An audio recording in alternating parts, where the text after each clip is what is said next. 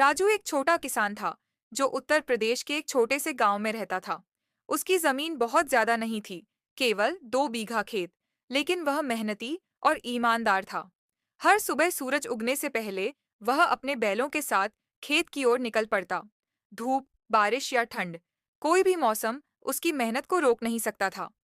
राजू के पास ज्यादा साधन नहीं थे।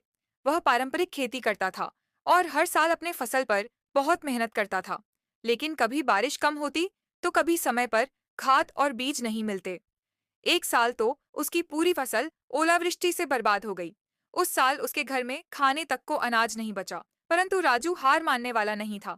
उसने सरकारी योजनाओं के बारे में जानकारी जुटाई और किसान मेले में जाकर जैविक खेती के बारे में सीखा। अगले साल उसने कम लागत में जैविक खेती शुरू की।